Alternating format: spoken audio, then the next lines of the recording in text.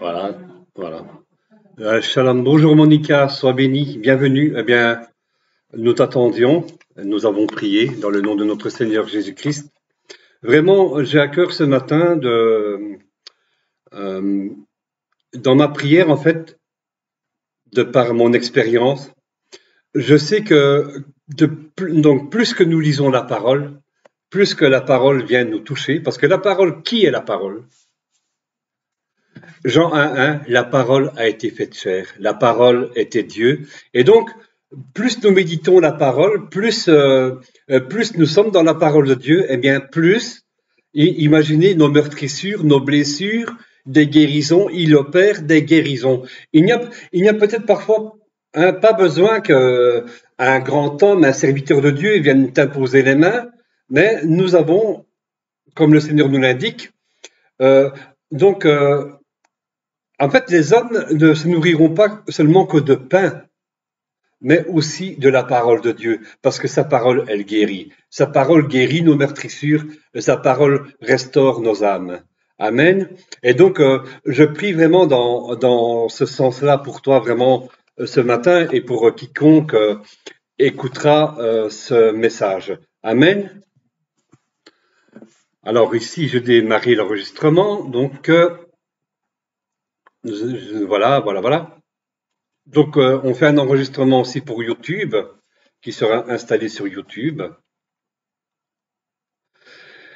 Et donc, voilà. Donc, nous allons faire la suite du psaume 24 que nous avons travaillé la semaine dernière. Et le thème, c'est la matrice. Nous allons parler de la matrice. À quoi ça vous fait penser quand je parle de la matrice? Mais ça, nous allons le voir donc tout en un crescendo. Nous avons vu donc la semaine dernière que Resh signifie quoi? Resh signifie vos têtes. Donc, et Dieu, donc, il nous appelle à lever nos têtes. Quand par exemple, quand tout va mal, quand le monde tourne, donc nous voyons ce qui se passe un peu dans le monde aujourd'hui, eh bien, ce n'est pas le temps de nous accabler sur notre sort, ou de nous accabler sur nos maladies, de dire « Ah, mais tout va mal. » Non, c'est-à-dire que dans la période où nous sommes, nous voyons le signe d'un retour très proche de notre Seigneur Jésus-Christ. Si vous voulez partager la vidéo, tu peux la partager, tu peux inviter qui tu veux. Amen. Donc, c'est quand tout va mal que le Seigneur nous invite à redresser quoi? À redresser nos têtes. Amen. Et donc, Dieu nous appelle à aller à sa rencontre. Et par exemple, nous pouvons ressentir cet appel quand Jésus nous dit, dans le psaume 24, verset 3, quelqu'un veut lire bien fort? Nous verrons ce verset en détail plus loin. Ce qui est écrit en bleu. Qui pourra monter à la montagne de l'Éternel? Qui s'élèvera jusqu'à son lieu saint? Qui pourra monter à la montagne de l'Éternel? Qui s'élèvera jusqu'à son lieu saint? Qui? Eh bien, nous verrons ce verset plus en détail, donc plus loin. Et donc, on tient donc le psaume 24, ouvrez la parole de Dieu, le psaume 24, et là ici nous avons lu le verset 3. Qui pourra monter à la montagne de l'Éternel?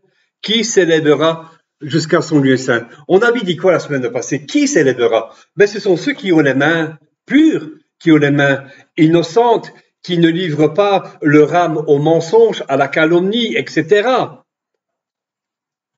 Donc, ici, nous allons voir la quatrième partie, où nous allons parler de la porte, donc la porte de la vie éternelle. Dans le psaume 24, verset 9, il est écrit, donc nous l'avons lu la semaine dernière, il est écrit porte, c'est, donc pour cette première porte, c'est char. Donc nous l'avons vu. Et donc, porte, élevez vos linteaux, élevez-les, porte éternelle. Ici, pour porte éternelle, c'est écrit pétard. Tu es peut-être descendu trop bas. Voilà. Donc le psaume.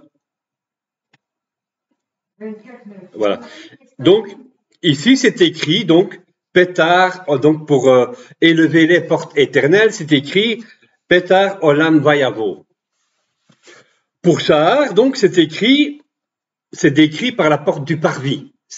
Donc, Shahar, c'est la porte du parvis. On pense à la porte d'entrée de la cour. D'accord? Dans Exode, chapitre 27, verset 16, et Petar, c'est écrit, donc, est traduit pour la porte d'entrée du lieu saint. Donc, ici, nous avons combien du niveau? Nous avons Shahar et nous avons Petar. Combien du niveau nous avons? 2 niveaux. Nous sommes au 2e niveau. Donc, Petar, qui est traduit pour la porte d'entrée. Donc, Shahar, c'est la porte du parvis, donc la porte d'entrée pour la cour. Et Petar, c'est la première porte du lieu saint. Mais il y a une 3e porte entre le lieu saint et le saint des saints. Et donc, nous le lisons dans Exode, le chapitre 26. Exode, laissons les internautes prendre la parole de Dieu aussi. Exode, le chapitre 26, le verset 33. Tu mettras... Viens lire ici tout. Tu mettras le voile au-dessus des agrafes, et c'est là, en dedans du voile, que tu feras entrer l'arche du témoignage. Le voile vous servira de séparation entre le lieu saint et le lieu très saint. Ah, c'est bien, amen. Le voile, c'est Poreket. Donc, elle n'est accessible que par un seul chemin. Et ce chemin-là, c'est quoi? C'est le lieu saint. Amen. Elle n'est accessible que par un seul chemin. Mais aussi, ce seul chemin, nous lisons dans Hébreu, donc c'est le livre avant Apocalypse, avant les épîtres de Jean, donc c'est dans la fin de la Bible, dans le livre d'Hébreu, le chapitre 9, les versets 1 à 3. Chapitre 9, versets 1 à 3 du livre d'Hébreu. Donc il est écrit. La première alliance avait aussi des ordonnances relatives au culte et le sanctuaire terrestre. Un tabernacle fut en effet construit. Dans la première antérieure, appelée le lieu saint, était le chandelier, la table et les pains de proposition. Derrière le second voile se trouvait la partie du tabernacle appelée le lieu des saints. Donc, dans le Saint des Saints, il y a une porte, c'est un voile, et donc après ce voile-là, ça s'appelle comment? Le Saint des Saints. Donc, nous avons le lieu saint et nous avons le Saint des Saints. Il faut passer par la 2e porte pour découvrir la porte voilée. En fait, le Seigneur nous montre le chemin. Amen. Et donc, il n'y a qu'un seul chemin, et ça commence d'abord par laquelle? La toute première porte, c'est la porte du parvis. C'est la porte du parvis, Shahar. Donc, la cour, c'est la cour, pardon. Le parvis, c'est la cour où on faisait des sacrifices. Lisa nous en avait très bien parlé quand elle avait préparé dans Exode, pardon. Elle nous l'avait très bien présenté. Donc, c'est la cour de sacrifice. C'est la cour, voyez-vous, c'est la cour où on s'abandonne. C'est la cour de l'abandon. C'est la cour de l'abandon de nos addictions au péché. C'est la cour du pardon et de la restauration. Amen. Et donc, nous sommes toujours dans le livre d'Hébreu, donc à la fin de la Bible, et Hébreu chapitre 9, verset 8, qui dit « Le Saint-Esprit montrait par là que le chemin du lieu très saint n'était pas encore ouvert tant que le premier tabernacle subsistait. » Mais qui c'est alors le second tabernacle? C'est Jésus. Amen. Tant que le premier subsistait, le second n'était pas encore ouvert tant que le premier subsistait. Donc, c'est toujours par rapport à la loi, les condamnations.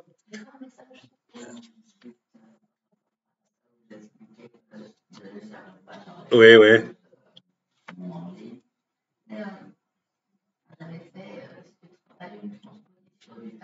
Ouais.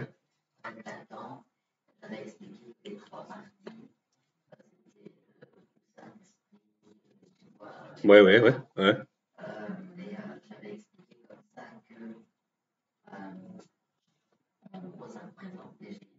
Ouais, exactement, exactement, ouais. Ouais, ouais. Personne ne pouvait entrer dans le Saint des Saints, hein. Personne ne pouvait survivre s'il entrait même dans le lieu saint ou dans le Saint des Saints, sans y avoir été convié. Et donc, combien de fois le sacrificateur?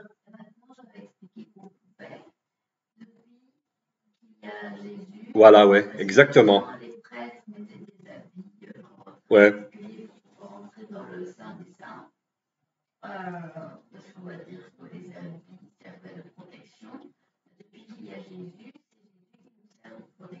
Amen. C'est Jésus qui nous sert de protection aujourd'hui. Personne ne pouvait entrer dans le lieu saint. Personne ne pouvait entrer dans le Saint des Saints sans y avoir été, donc sans y avoir été préparé, convié. Et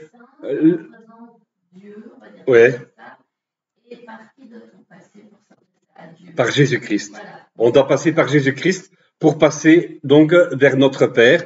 Et donc, le sacrificateur, hein, le sacrificateur ne pouvait entrer que dans le Saint des Saints. Je parle du Saint des Saints. Le sacrificateur ne pouvait entrer que dans le Saint des Saints qu'une fois par an. Une fois par an. Et voyez-vous, Moïse, hein, Moïse qui était pourtant très proche de Dieu, on l'a vu vraiment dans une relation, il parlait directement à Dieu, eh bien lui-même ne pouvait pas entrer dans le lieu saint et encore moins dans le Saint des Saints. Seul le sacrificateur était donc autorisé à entrer, et donc en respectant des règles de sanctification très strictes. Il devait en plus, hein, que devait-il apporter? Eh bien, quand il entrait dans le Saint des Saints, donc une fois par an, il devait apporter donc le sang de sacrifice pour lui-même, pour ses propres péchés et aussi pour le péché du peuple. Vous découvrez des choses aujourd'hui, hein? Amen. Dévoiler ou décoder la porte du voile, le secret de l'accession. Si autrefois donc le lieu saint était autorisé qu'aux Lévites, un simple concitoyen comme toi et moi, on ne pouvait pas entrer dans le lieu saint. Hein. Le lieu saint était autorisé qu'aux Lévites et le Saint des Saints seulement qu'aux sacrificateurs. Donc les Lévites, eux, ne pouvaient, donc eux, les Lévites, pouvaient entrer dans le lieu saint, mais interdit d'entrer dans le lieu, donc dans le Saint des Saints, sinon ils mourraient. Mais aujourd'hui, hein, Jésus nous montre le chemin vers le voile. C'est-à-dire, comme tu l'as dit, hein, Lisa, il nous montre le chemin vers le Père directement. Mais il y a une chose qui peut encore nous voiler. La vue. Il y a une chose qui peut encore nous voiler la vue et l'accès à cette porte. Et donc, voyons ce que dit Paul dans 2 Corinthiens chapitre 4, les versets 2 à 4. Qu'est-ce qui peut encore nous voiler la vue vers le chemin de cette porte? 2 Corinthiens chapitre 4, versets 2 à 4. Nous rejetons les choses. Mais maintenant, il y a une chose que... Attends, moi je vais dire quelque chose, ce que je ressens, je vois. Avant, c'était les sacrificateurs. Maintenant, ils n'existent plus. Mais maintenant, ce sont nous autres que quand nous rentrons devant la présence de Dieu, que nous sommes remplis de péché, que ce soit dans une église, on rendra des comptes. Mais c'est pour ça que le Seigneur pose... On n'est pas parfait, hein, mais au moins, on sait qu'on pêche. C'est pour ça que le Seigneur pose cette question, qui entrera? Et donc, non, qui entrera? Qui entrera dans le lieu saint? Qui entrera sur la montagne? Ce sont ceux qui ne se sont pas livrés au mensonge. Ce sont ceux qui ne se sont pas livrés à la calomnie. Ce sont ceux qui ne Et donc, nous allons le voir ici. Qu'est-ce qui peut encore nous voiler donc la vue à cette porte? Eh bien, Paul dit ceci, nous rejetons les choses hauteuses qui se font. Nous n'avons point une conduite astucieuse et nous n'interrompons point la parole de Dieu. Mais en publiant la vérité, nous nous recommandons à toute conscience d'homme devant Dieu. Si notre évangile est encore voilé, il est voilé pour ceux qui périssent.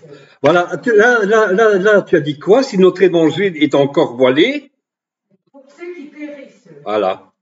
Pour les incrédules, dont le Dieu de ce siècle a aveuglé l'intelligence, afin qu'ils ne puissent pas briller la splendeur de l'évangile de la gloire de Christ, qui est l'image de Dieu. Donc, voyez-vous, qu'est-ce qui peut encore nous voiler la vue à la gloire de Dieu, je vais dire, hein, à la gloire de notre Père? C'est l'impudicité, c'est le péché. Voilà. Et si tu rentres avec ça, voilà. Dans le psaume 24, hein, on poursuit, hein, parce qu'il y a beaucoup de matière. Est-ce que vous voulez qu'on fasse tout, hein? Dans le psaume 24, il est écrit, comme cela dans cet ordre, élevez-vous, char, hein. Donc, première porte, donc char, c'est la première porte du parvis. Élevez-vous, porte éternelle, pétar olam vayavo. Deuxième porte, c'est l'entrée du lieu saint.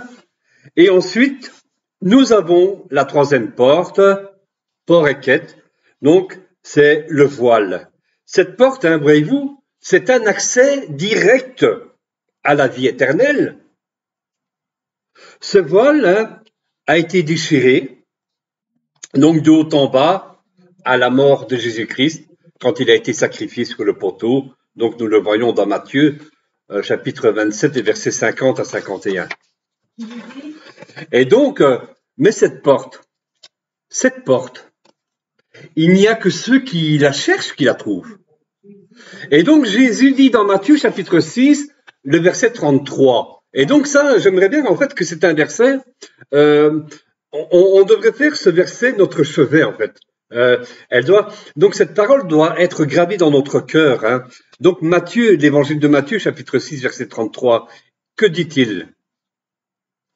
Il dit, cherchez premièrement le royaume de Dieu, de la justice de Dieu, et toutes ces choses vous seront données en par-dessus. C'est bon. Donc, cherchez premièrement le royaume de Dieu. Hein. Donc, cherchez premièrement le royaume et la justice de Dieu. Et toutes ces choses vous seront données par-dessus. Et aussi, le Seigneur dit dans Proverbe. Et donc, ouais, amen. Le Seigneur dit dans Proverbe, chapitre 8, verset 17. Oui, amen. On ne s'égare pas, on reste dans le Proverbe parce qu'il y a beaucoup de matière, hein, d'accord? La première rencontre que j'ai faite avec Dieu m'a dit, de toute première, Ouais. ceux qui m'aiment et ceux qui me cherchent me trouvent. J'aime ceux qui m'aiment, hein, Proverbe chapitre 8, verset 17. J'aime ceux qui m'aiment et ceux qui me cherchent me trouvent. Ça demande de la persévérance de chercher Dieu. Amen. Et je crois que même à 100 ans, on ne connaîtra jamais le Seigneur parfaitement, mais il nous fait découvrir plusieurs facettes de sa personnalité. Et je crois que moi aujourd'hui, encore en m'y mettant dans l'hébreu, je le découvre encore plus. Je fais des découvertes extraordinaires. Donc, comme l'a dit Lisa, hein, le psaume 24 hein, décrit le tabernacle. Et le tabernacle, c'est l'image de Jésus lui-même. Et donc, c'est la question que pose le psalmiste dans le psaume 24, verset 8. Là, donc, j'espère que vous avez gardé un signet au psaume 24, le psaume 24, verset 8. Qui est ce roi de gloire? Voilà, c'est bien. Qui est ce roi de gloire? Voilà. Bien qu'il en donne la réponse, ouais, j'aurais dû le mettre en noir là ici. Bien qu'il en donne la réponse, le psalmiste dit ceci. C'est qui? L'Éternel, fort et puissant. L'Éternel, vas-y, dis-le. L'Éternel, fort et puissant. L'Éternel, L'Éternel puissant dans les combats. Voilà, l'Éternel, donc qui est ce roi de gloire? Et donc si on dit que le tabernacle, c'est notre Seigneur Jésus-Christ, eh bien, qui est ce roi de gloire? Qui est Jésus-Christ? Jésus-Christ, c'est l'Éternel. Hein? Tant pis pour les témoins de Jéhovah qui disent le contraire. Je crois qu'on doit vraiment se mettre dans l'étude de la parole de Dieu. Amen. On fait des découvertes extraordinaires. Alors, et donc, nous voyons que aussi, hein, du temps de Jésus, quand il est sur la terre, il va poser cette question à ses disciples. Donc, que nous voyons dans Matthieu, chapitre 16, versets 13 à 16. Et donc, il dit ceci. Hein, qui dit-on que je suis, moi, le Fils de l'homme? Eh bien, le psalmiste, lui, peut le dire parce que il a compris qu'il s'agissait de Dieu, qu'il s'agissait de l'Éternel.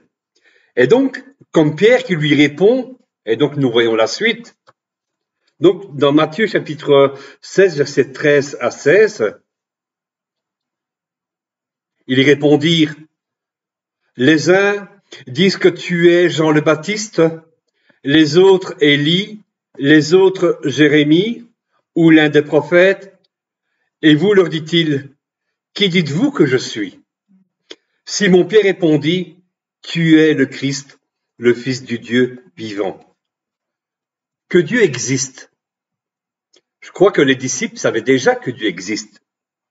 Mais qui était-il? Qui était vraiment Jésus? Qui était-il? Charnellement, hein, oui, c'est Jésus, mais charnellement, hein, on ne peut pas savoir. Et il faut chercher, il faut le vouloir. On n'a pas la bonne réponse tout de suite parfois. Hein, voyez-vous, les disciples n'ont pas la bonne réponse tout de suite. Hein, l'un dit que tu es Élie, l'autre dit que tu es Jean le Baptiste.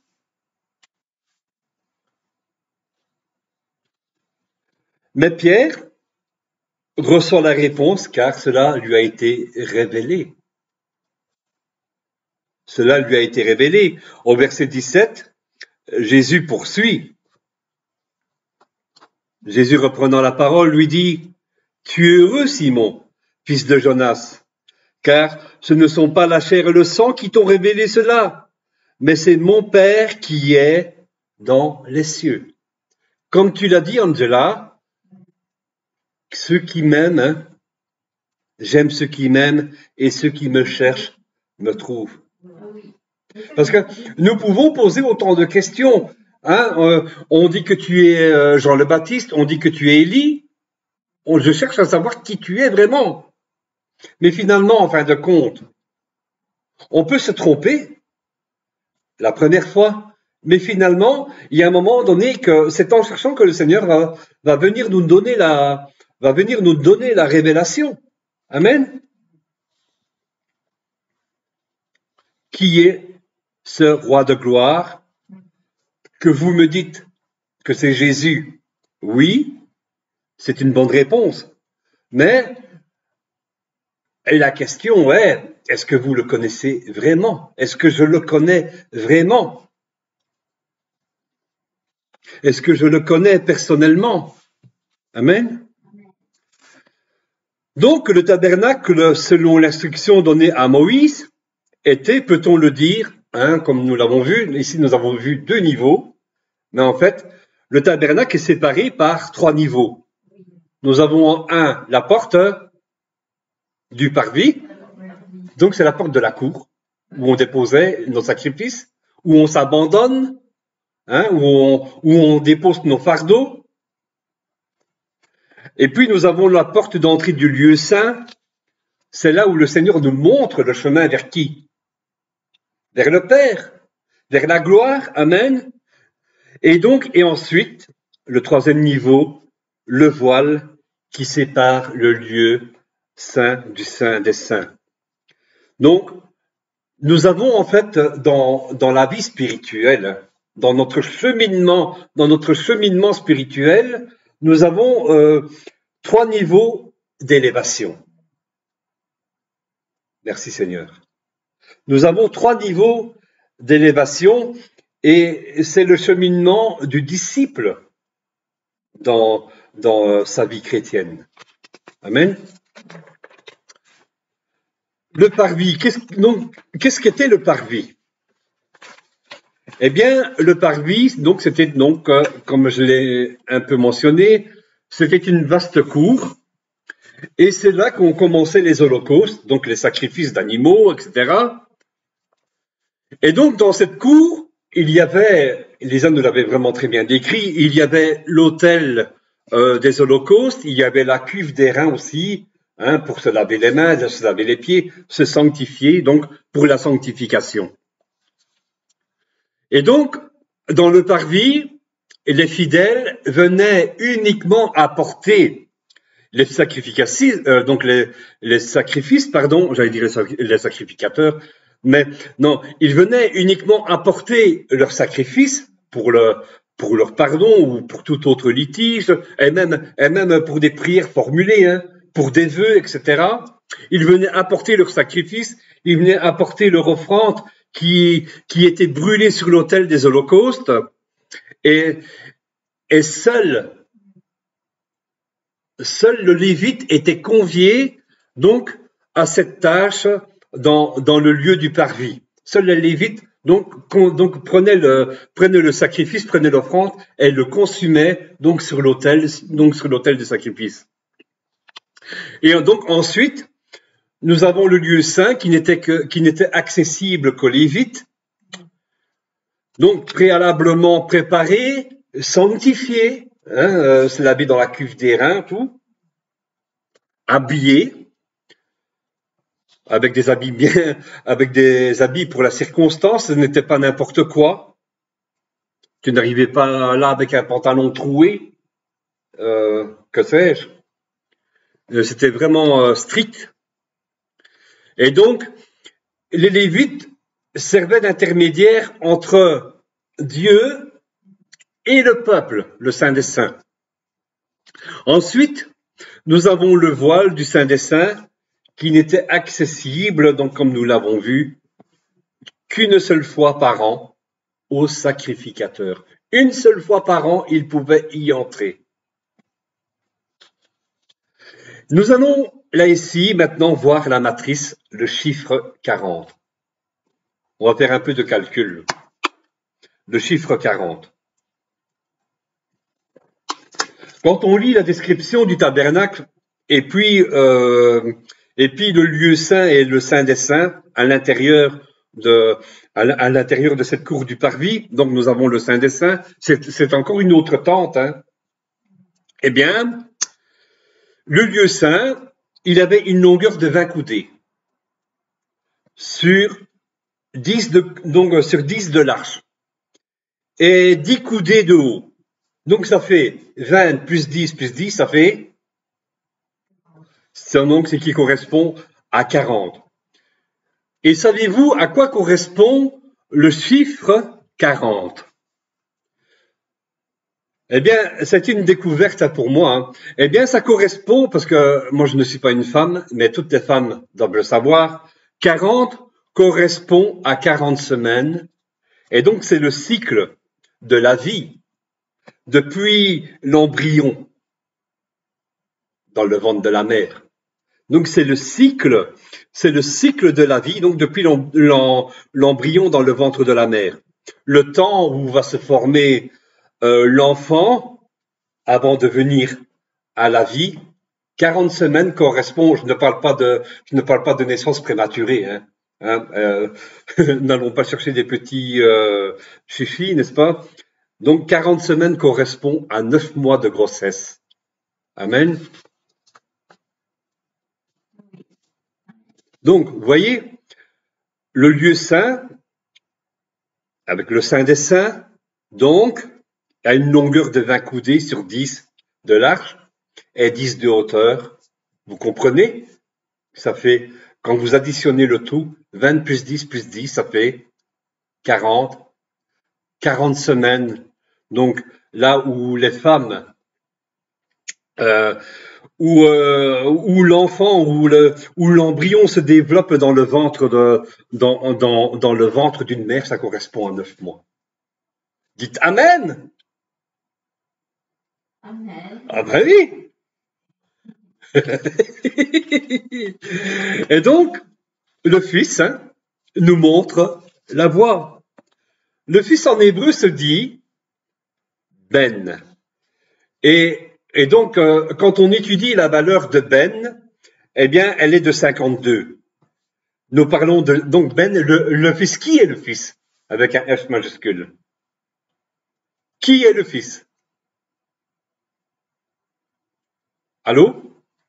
Qui est le Fils? C'est Jésus. Le Ben, c'est Jésus.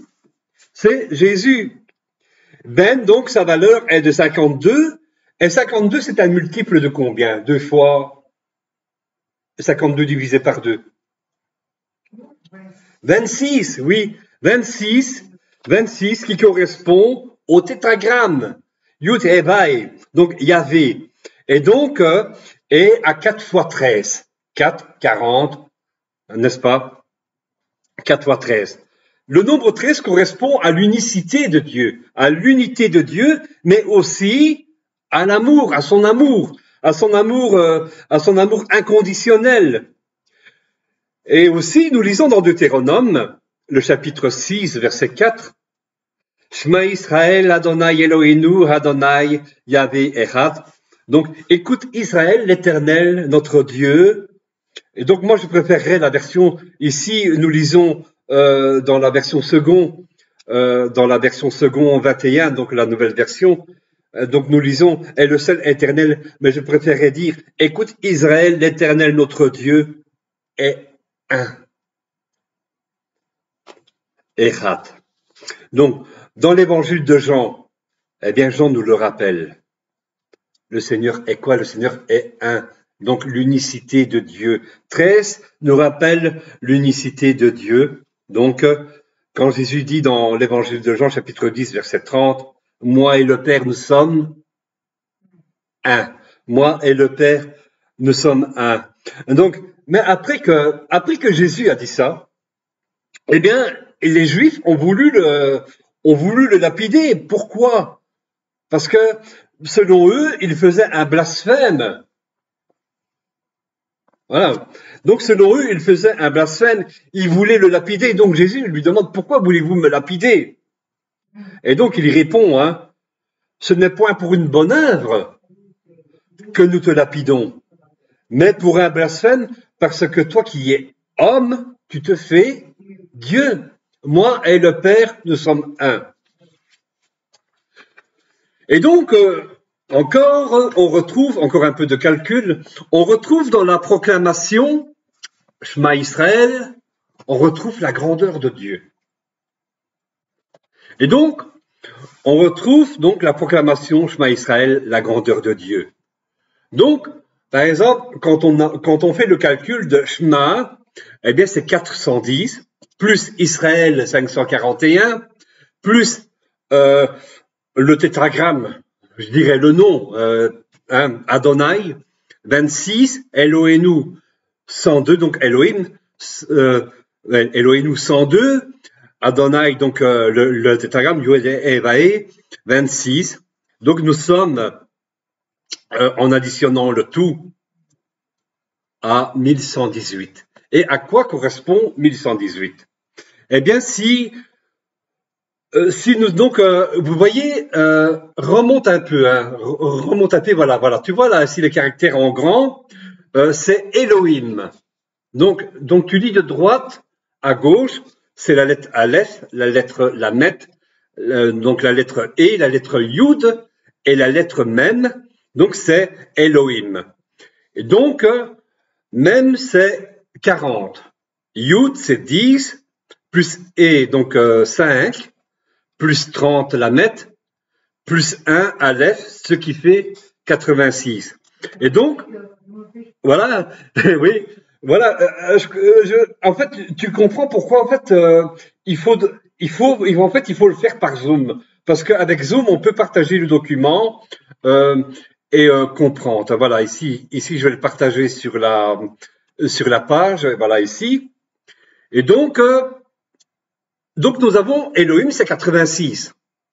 Et nous faisons 86 fois 13, nous tombons au nombre de 1118. Et donc, mais aussi 86. Tu le divises par 2, ça fait combien? Ça fait 43. 43. 43, en fait, signifie la grandeur de Dieu, n'est-ce pas? Et donc, tu fais 43 fois 26, tu tombes au chiffre de 1118. Et donc, n'est-ce pas? 86 signifie Elohim, 43, la grandeur de Dieu, 13, c'est la valeur symbolique de l'unicité de Dieu et d'un autre attribut fondamental qui est l'amour de Dieu, n'est-ce pas? Et donc, en fait, Shema Israël, Adonai, Eloheinu, Adonai Echad, en fait, quand tu dis Shema Israël, revient à proclamer la grandeur de Dieu, donc la grandeur de Dieu, 86 fois 13 ou 43 fois 26. Compliqué, hein? C'est magnifique, hein? Quelle découverte extraordinaire, n'est-ce pas? Tu comprends, Lisa?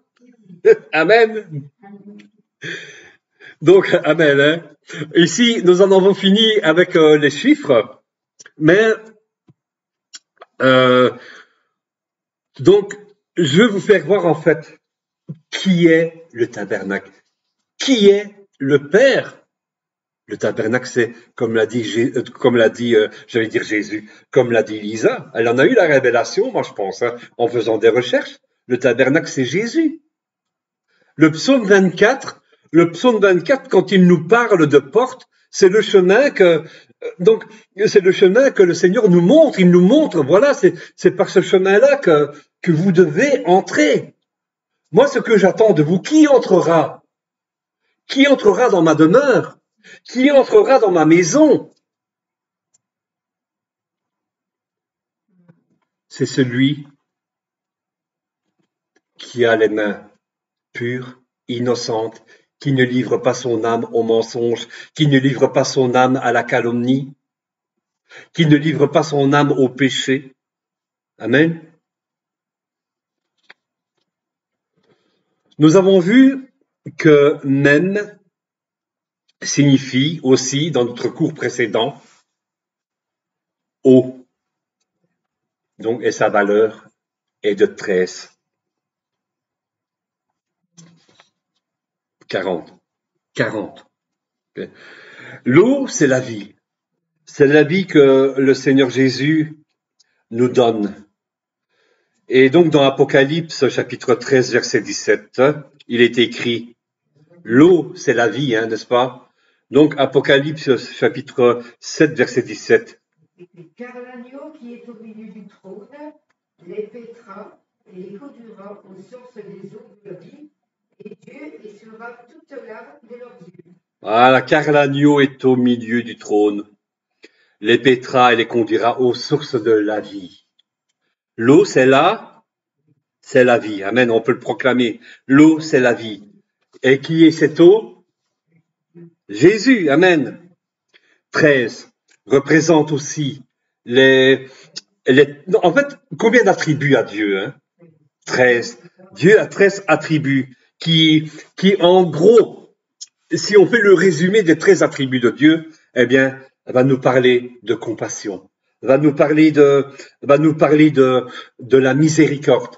Et par exemple, quand nous faisons Yom Kippour, hein, avant Rosh Hashanah et la fête des tabernacles, eh bien, on se remémore, par exemple, le péché du veau d'or, n'est-ce pas? Eh bien, on récite des prières en hébreu, en récitant les 13 attributs parce que Dieu a fait miséricorde. Dieu était prêt à exterminer ce peuple qui avait péché, qui s'était fabriqué le veau d'or, et puis Moïse vient et rappelle à Dieu, mais Seigneur, que dira-t-on, qu'est-ce que nos ennemis diront? N'oublie pas que tu as de la compassion, n'oublie pas que tu es miséricorde. Et donc, on récite cette prière, donc en récitant les 13 attributs de la miséricorde de Dieu pour les avoir épargnés. C'est fort, hein? Amen. Allez, qu'est-ce qu'on pourrait réciter, nous, comme prière? Combien de fois Dieu ne nous a-t-il pas préservés?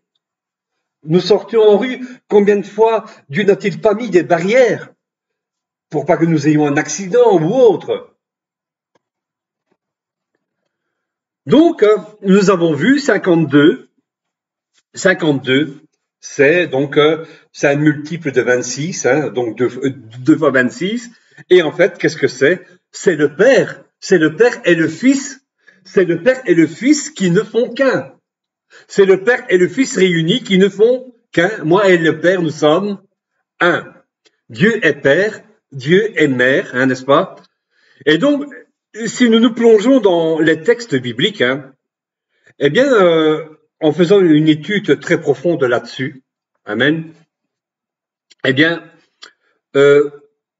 on pourrait voir donc dans notre Père, donc dans Dieu, aussi les caractéristiques d'une mère. Les caractéristiques d'une mère. Donc, par exemple, dans Ésaïe, chapitre 66, verset 13, où Jésus dit « Jérusalem, Jérusalem, toi qui tues les prophètes et qui lapides ceux qui te sont envoyés. Combien de fois j'ai voulu, hein, regardez bien, donc ça c'est la mère. Combien de fois j'ai voulu, c'est dans Matthieu, pardon, c'est dans Matthieu chapitre 23 verset 37, hein, dans l'évangile de Matthieu chapitre 23 verset 37. Combien de fois j'ai voulu rassembler tes enfants comme une poule rassemble ses poussins sous ses ailes, et vous ne l'avez pas voulu. Mais moi, j'ai ici peut-être quelque chose. Le parlement en langue, c'est une langue mystérieuse que Dieu nous a donnée. C'est des mystères. Pour que le diable ne les comprenne pas. C'est une relation entre nous et le Seigneur. C'est une relation entre nous. Le parler en langue est une relation entre nous et Dieu. Il y a que Dieu qui la comprend. Amen, tout à fait. Non, non, ce sont. Si quelqu'un a la révélation. Ouais, voilà, exactement. Mais tu dois être poussé par. En fait, c'est quelque chose qui est poussé par l'esprit. Hein. Amen. On voit dans la Bible régulièrement le mot. Vous connaissez ce mot-là, El Shaddai. Vous avez déjà entendu El Shaddai. Donc pour Dieu Tout-Puissant. Donc on dit Dieu Tout-Puissant en français, mais allons lire vraiment la profondeur de. Donc disons vraiment El Shaddai parce que Dieu Tout-Puissant. Dieu Tout-Puissant, ce n'est même pas encore, c'est pas suffisant. C'est pas suffisant quand nous disons Dieu Tout-Puissant, mais quand nous disons El Shaddai, nous devons comprendre la profondeur et la puissance. Oui, ça veut dire Dieu Tout-Puissant en français. Et donc ce mot aussi peut être connecté donc à une racine qui est Shaddaïm, hein, donc le mot hébreu pour saint, les saints. Hein, les seins d'une mère, les seins d'une femme. Et donc, par conséquent, quand nous disons El Shaddai, et donc que nous comprenons que Shaddaïm, hein, donc parce que c'est la racine du mot Shaddaïm, eh bien, à ce mot hébreu pour saint, eh bien, nous voyons aussi par là, donc, comme nous le voyons dans Genèse, donc on mettra des notes, je partagerai le document, dans Genèse chapitre 28, verset 3, le chapitre 35, verset 11, et le chapitre 49, verset 25. Donc, nous voyons la fécondité, donc la notion de la fécondité de Dieu. Et alors, donc, ensuite, et là, ici, malheureusement, je ne l'ai pas mis. Nous voyons donc pour père, donc, qu'est-ce que nous entendons pour père? Ouais, donc voilà, tu vois ici, après Ab, hein, donc moi ici j'ai mis Ab, hein, et donc tu lis de droite à gauche, hein, donc juste après Ab, donc c'est Aleph et Bet, et donc, mais en fait tu le lis. Tu dis Aleph et Bet. Ouais, mais c'est Abba, donc Aleph et donc ce Aleph et ce Bet là c'est Abba, donc tu le dis, voilà, tu le dis Abba, donc la lettre Aleph a une valeur de 1 et la lettre Bet a une valeur de 2, ce qui fait 3. 3. On pense à la Trinité. Le Père, le Fils, le Saint-Esprit. Hein. Amen. Hein. Ensuite, nous avons le mot même. Donc, ouais, M. Donc, donc, on prend la lettre même, n'est-ce pas? M. Donc, qui signifie mère. Donc, même, donc, M, pardon, c'est la lettre Aleph et la lettre même. D'accord? En hébreu, hein, qui signifie mère. Aleph et même. Hein. Le même a une valeur de combien? De 40. Nous parlions de la matrice tout à l'heure. Donc, une femme enceinte, combien de temps prend l'embryon pour se développer avant la naissance? 9 mois, 40 semaines, 40. Et la valeur de Aleph, c'est combien? C'est 1. Et c'est quoi 1? C'est Dieu. L'unicité de Dieu. Voilà, amen. Amen. Donc, 40 plus 1, ça fait 41. Ensuite, pour enfant ou fils, hein, enfant, nous avons donc... Pourquoi Dieu le chiffre 1? Parce que Dieu est placé à la première place. Amen. Amen. Amen. Pas la deuxième place, c'est la première. Amen. Vous suivez, hein? Ensuite, vous avez la lettre... Donc, vous avez Yelet pour enfant ou fils, d'accord? En hébreu, donc, pour la lettre Yelet, hein, donc pour enfant, nous avons la lettre Yud. Yud, c'est Dieu, hein, n'est-ce pas? Donc, il y a une valeur de combien? Yud a une valeur de 10. Lamet a une valeur de 30. Et ensuite, Dalet a une valeur de 4. Ce qui fait 10 plus 30. Ah ouais, ben voilà, je devais mettre 40 moi aussi. Oui, voilà, oui. 10 plus 30, ça fait 40. Plus 4, ça fait 44. Donc, ce qui fait, en fait, Père, ça fait 3. Mère, ça fait 41. Nous sommes à combien? 44. En additionnant, nous avons la valeur, vous comprenez? En additionnant, donc, enfant, c'est combien? Enfant, c'est 44. Voilà. Donc, père, c'est 3. Mère, c'est 41. Et fils, c'est 44. Amen. Et donc, vous comprenez hein, quel est le chemin qui mène à la vie éternelle. Il n'y en a pas d'autre. Il faut passer par la matrice. Il faut passer par la cour du parvis, tout d'abord. Là d'où est issu Jésus. Amen. Et d'où est issu Jésus? Il nous vient du ciel, hein, n'est-ce pas? Nous avons vu que la lettre hébraïque même signifie eau. Un exemple, l'enfant donc dans le ventre de la mère, il est situé, Elisa me l'a vraiment très bien rappelé, il est situé dans une poche, moi j'avais dit d'eau, mais ce liquide on l'appelle amniotique. Dans une poche d'un liquide amniotique, l'embryon baigne dedans, et puis le fœtus, jusqu'à l'accouchement, hein. Non, on appelle généralement cette poche-là les os, hein, n'est-ce pas? On appelle les os. La poche des os, en fait, elle est directement, je ne suis pas médecin, je vous le dis, hein, et elle est directement donc accessible au toucher vaginal. Et donc, mais comprenez ceci. Vous voyez cette image hein, par où il faut passer. Il faut passer par les eaux. Comme Nicodème, hein, quand il pose cette question, il faut naître de nouveau.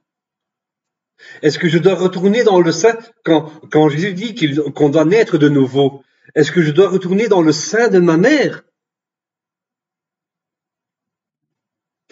Naître d'eau. Il faut que, en fait, ce que Jésus nous montre, oui, nous avons le baptême, mais il y a quelque chose encore de plus important. Il y a quelque chose d'encore de plus important après le baptême. Il faut que nous soyons renouvelés par l'esprit. N'est-ce pas? Que notre intelligence soient renouvelés par l'Esprit. Il y a des millions de personnes qui se sont fait baptiser, qui sont passées par les eaux du baptême, mais ça ne change rien s'ils ne sont pas renouvelés par l'Esprit. Parce qu'il y en a qui passent par les eaux du baptême quand ils sont sauvés. Donc, le Seigneur montre à Nicodème, naître de nouveau, c'est naître d'eau. Mais pas seulement, ça ne suffit pas.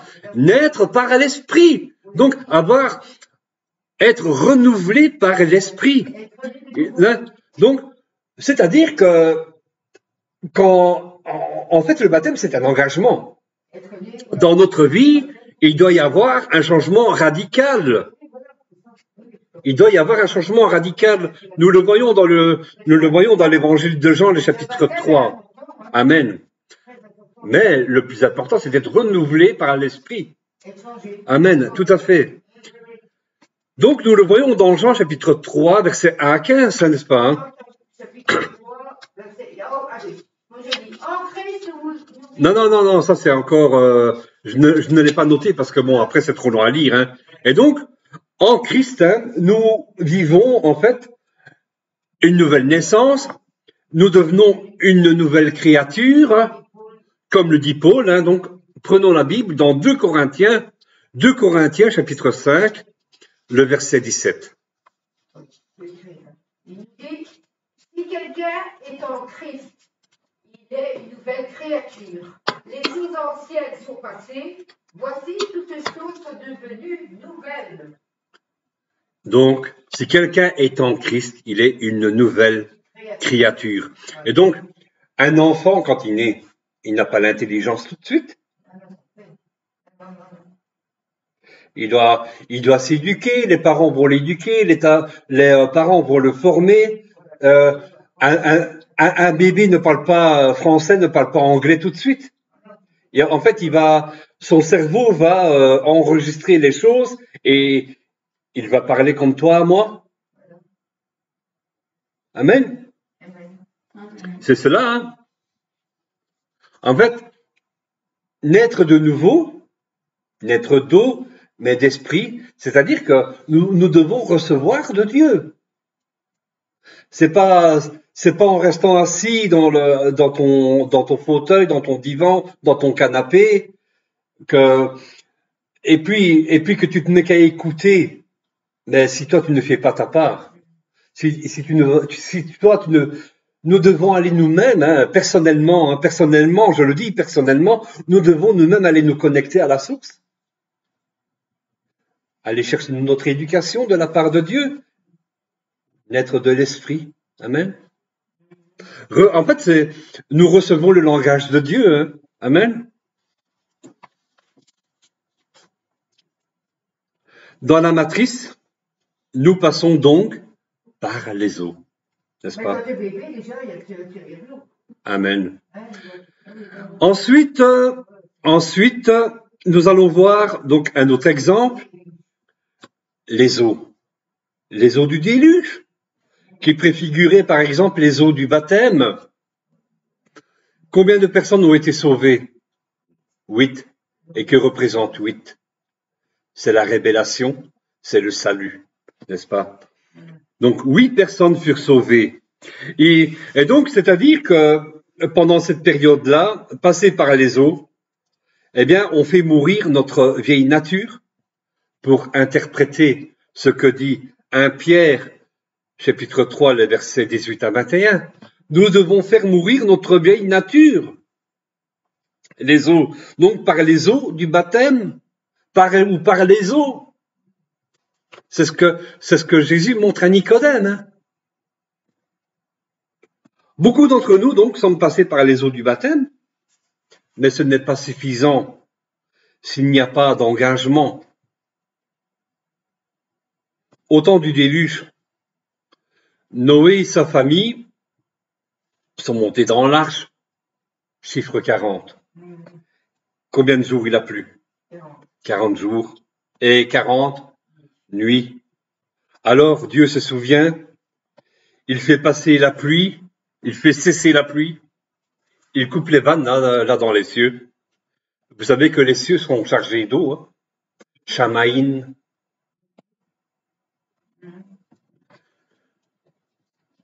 Les eaux d'en haut, en fait. Maïn, c'est les eaux d'en haut. Dieu se souvient, il fait cesser la pluie. Il ferme les écluses des cieux. Il fait souffler un souffle associé au rouar en hébreu, qui signifie aussi l'esprit. Vous comprenez maintenant, naître d'eau, mais aussi, en fait, nous devons être soufflés par Dieu. Le Seigneur souffle donc pour séparer les eaux de la terre. Aussi dans Ézéchiel, dans le chapitre 37, verset 9, où Ézéchiel va prophétiser, parce que le Seigneur lui demande, il va prophétiser sur les ossements desséchés.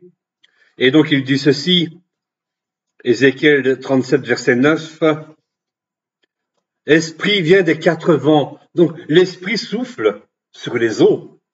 L'Esprit vient des quatre vents, souffle sur ces morts et qu'ils reviennent. Là, ici, nous situons la période de la Shoah, quand les nations sont dispersées. Et c'est à ce moment-là que la prophétie se met à souffler, que l'Esprit se met à souffler sur les eaux d'Israël dispersées dans les nations. Et il les ramène dans la Terre Sainte. Il les ramène en Israël en 1948. Donc, voici la réponse à Nicodème que Jésus donne.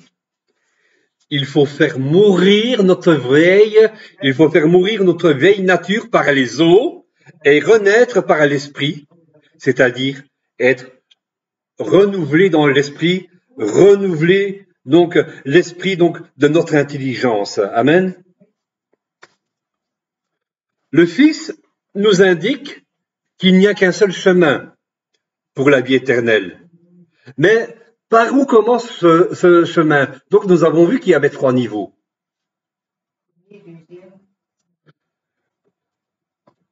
Ce chemin commence par la porte du parvis. C'est-à-dire que c'est déjà là que il doit y avoir l'abandon de notre ancienne vie. Nous autres, c'est la première porte, il faut franchir cette première porte, parce que c'est notre passé, la première porte. Exactement. La première porte, c'est notre passé. Nous devons abandonner notre ancienne vie pour avancer donc d'élévation en élévation. Amen. Le parvis. Et puis nous allons parler de son rideau. La porte du parvis, donc, nous voyons quand nous méditons Exode, la porte du parvis était formée d'un rideau de couleur bleue. Lisa nous en avait fait une excellente description. Donc, la porte du parvis était formée d'un rideau de couleur bleue, de pourpre et d'écarlate et de fin coton rotor suspendu à des crochets. Ces 3 couleurs signifient, Lisa nous l'a vraiment super bien dit l'autre fois, ces 3 couleurs signifient le rang royal de Jésus. Et la couleur écarlate. Là est tout le secret de l'accession à la 3e porte, que le Seigneur veut nous faire découvrir. Dans Exode, chapitre 27, verset 16, nous lisons couleur écarlate, mais nous le traduisons dans nos versions cramoisi. Dans Exode, chapitre 27, verset 16.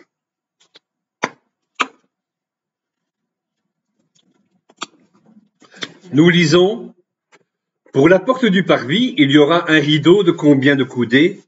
20 coudées, bleu, pourpre et cramoisi, et de fin lin retors, en ouvrage de broderie avec 4 colonnes et leurs 4 bases. » En hébreu, pour cramoisi, nous lisons Shani Tola, qui signifie en fait un rouge vif.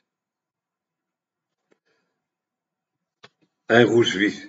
L'écarlate ou le cramoisi, c'est décrit comme un rouge vif qui tourne vers donc un rouge vif et plus clair qui tire vers le feu. Ça vous fait penser à quoi? Le feu. Le feu, ça vous fait penser à quoi? au Saint-Esprit. Ouais, ouais, ouais. Amen. Hein? Et donc, La puissance, voilà, vous allez comprendre. Hein? la chaleur, Vous avez déjà entendu ceci? Oui.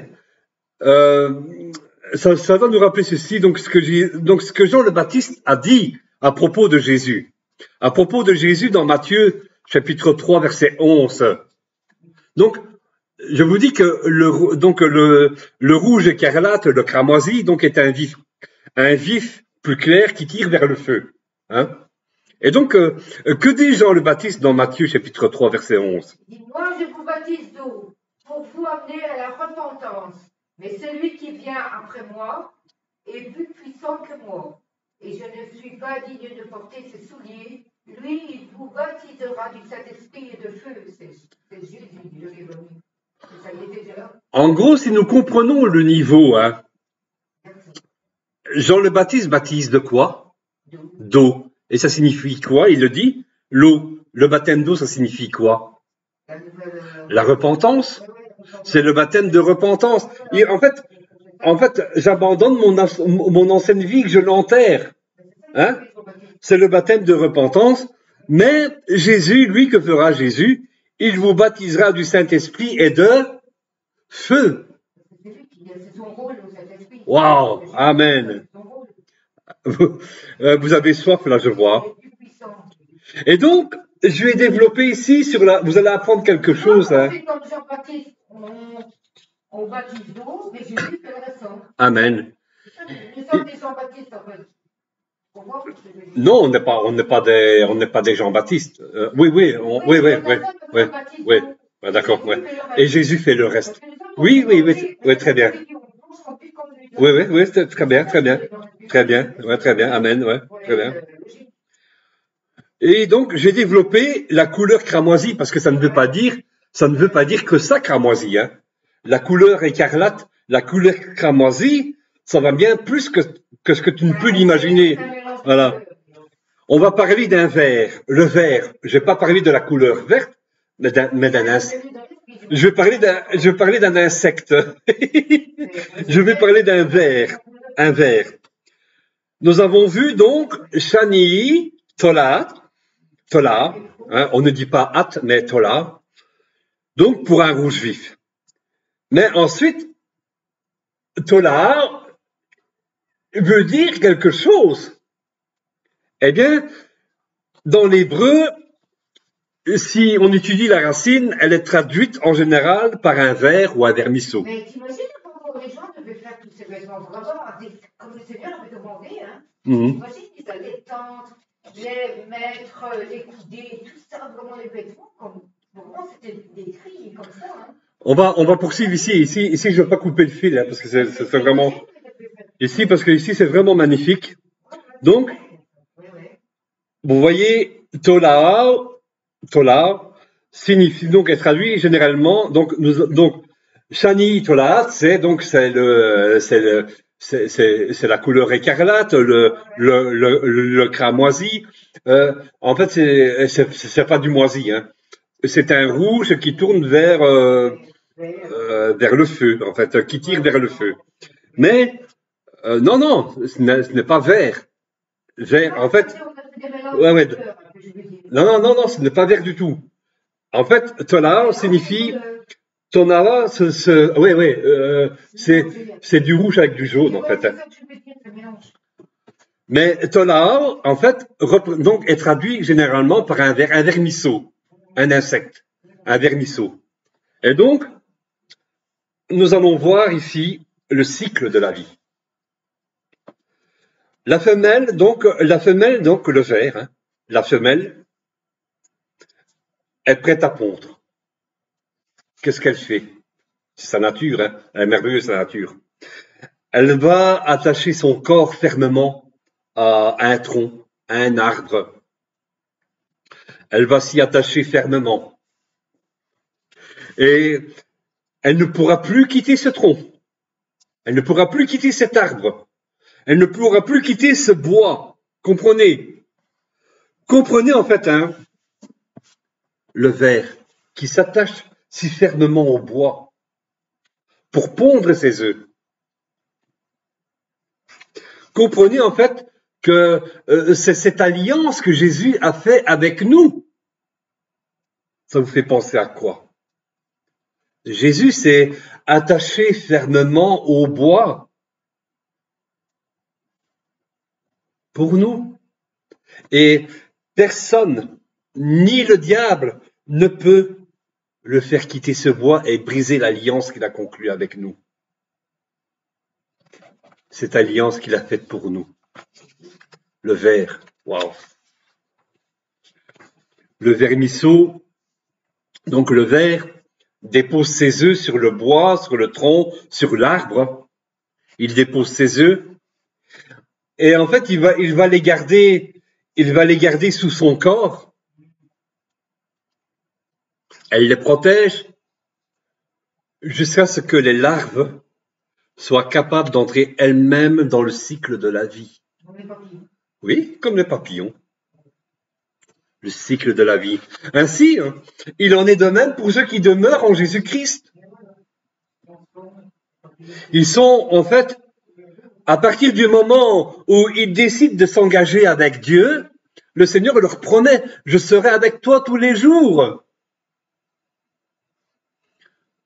Ils sont accompagnés non pas jusqu'à une vie simplement terrestre, mais ils sont accompagnés jusqu'à bien au-delà. C'est une vie céleste, c'est une vie éternelle. La mère, donc le vermisseau, le ver, la mère meurt sur le bois et son fluide cramoisi imprègne son corps et imprègne le bois. Ça vous fait penser à quoi? On retrouve ici l'image de Jésus qui s'attache fermement au bois. Voyez-vous les clous? Qui aurait pu détacher le Christ de la croix? Personne. Il était attaché fermement au bois.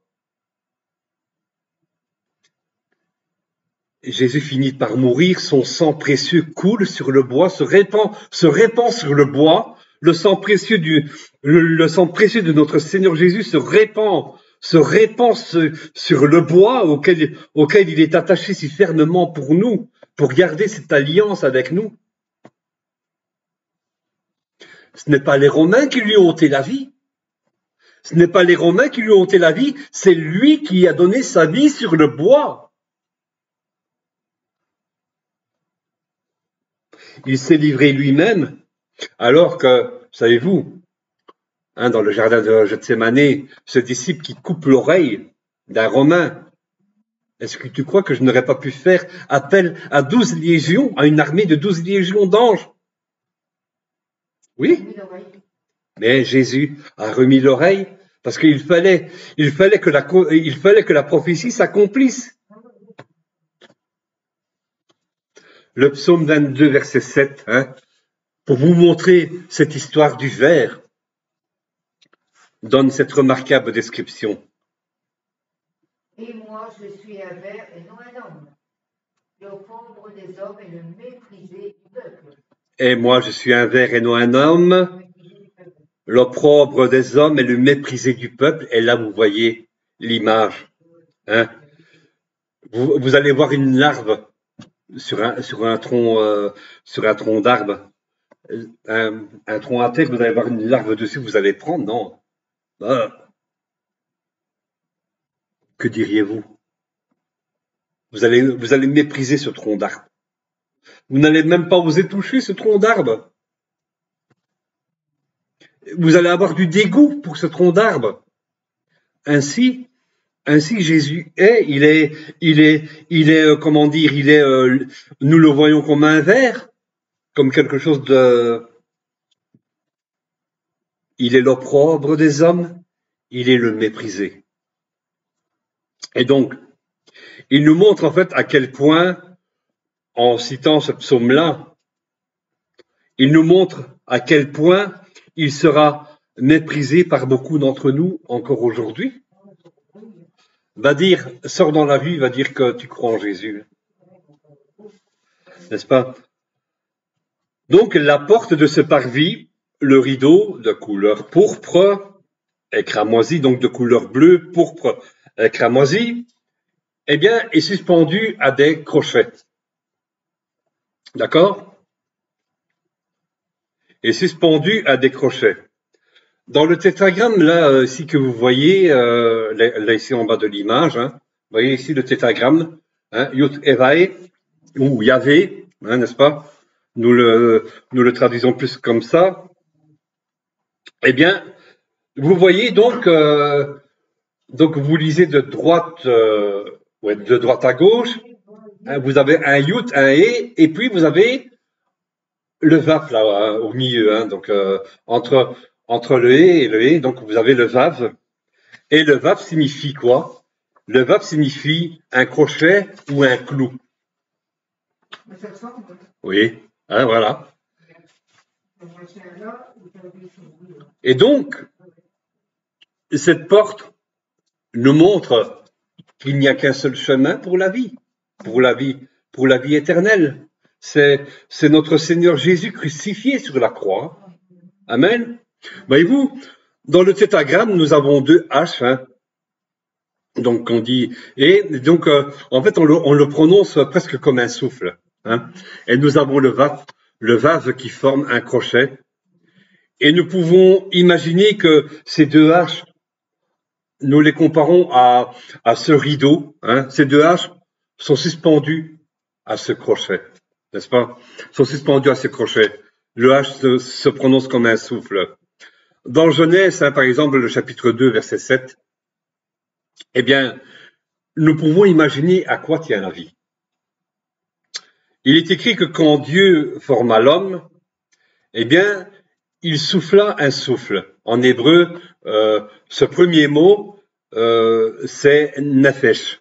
Et donc, en fait, nefesh est synonyme d'allumer, de faire bouillir, de souffler, naître de nouveau. Hein. Nous devons passer par les eaux et puis nous devons être soufflés par l'esprit. Hein, donc, souffler et plus concrètement, rendre l'âme.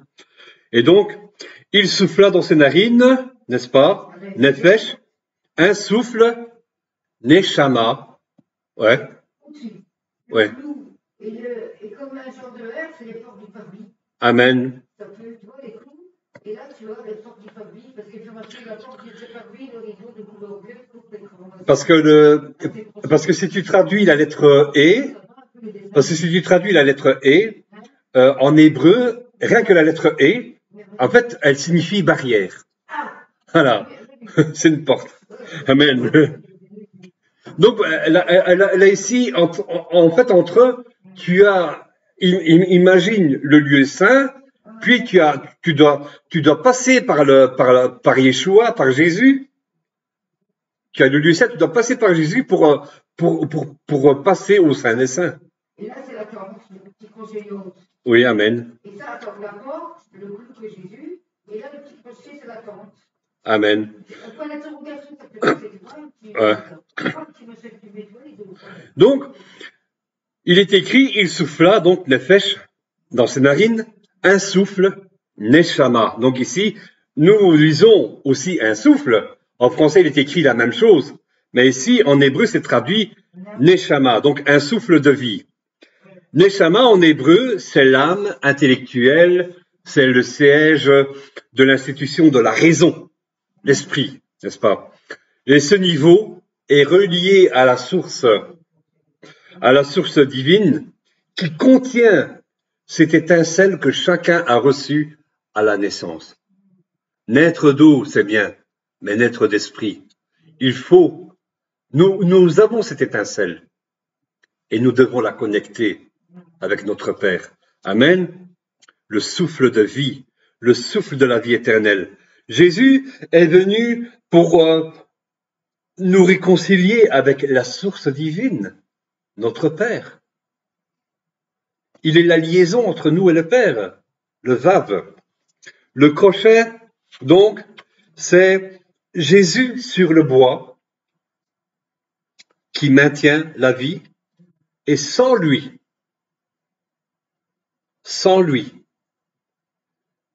ni le monde, ni la vie terrestre n'existe ici-bas.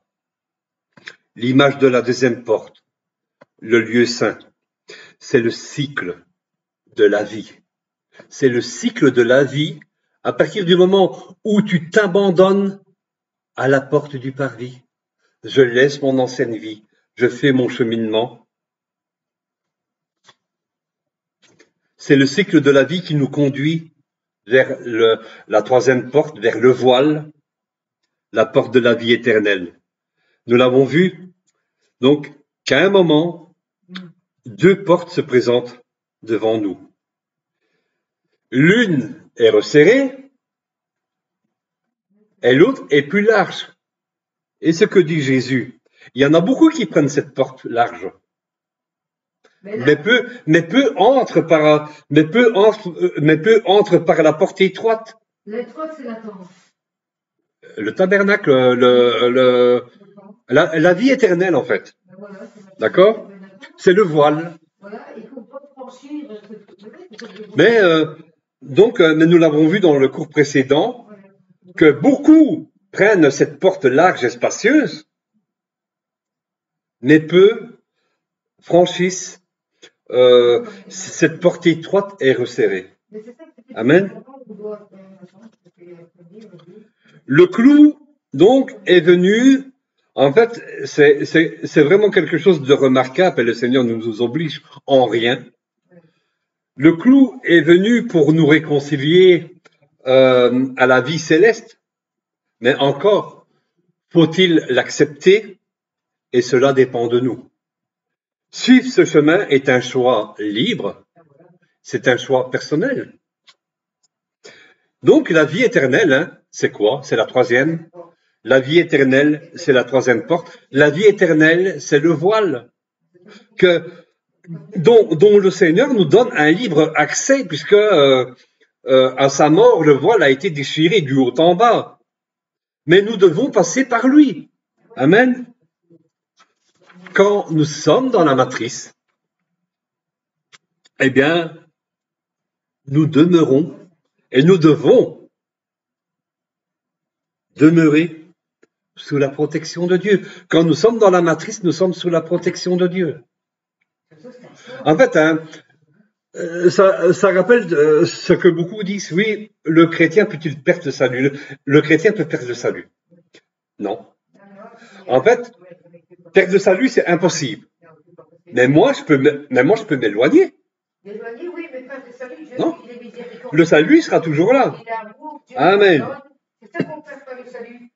Mais on peut s'éloigner de Dieu. Et donc, en fait, ici, ce que Dieu veut, mais quel amour incroyable. Il veut que nous demeurions. Et il nous donne, il nous montre en fait ce qu'il attend de nous.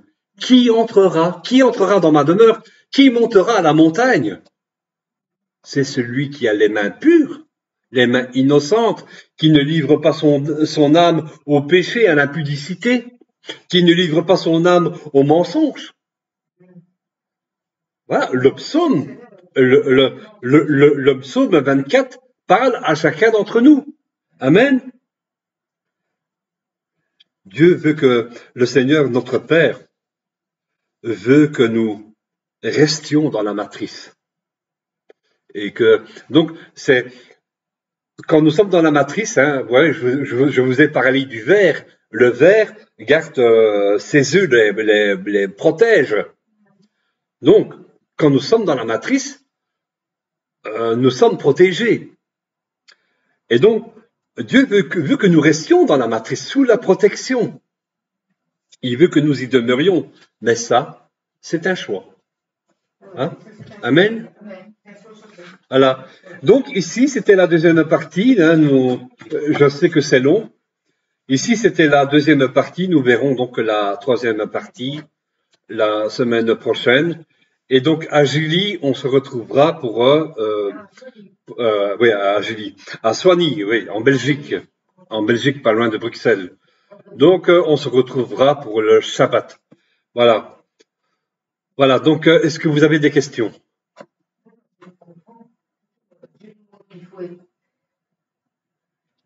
Voilà, ici pour les internautes qui vont suivre cette vidéo. Voilà, que Dieu vous garde. On se rejoindra pour la troisième partie. Shalom.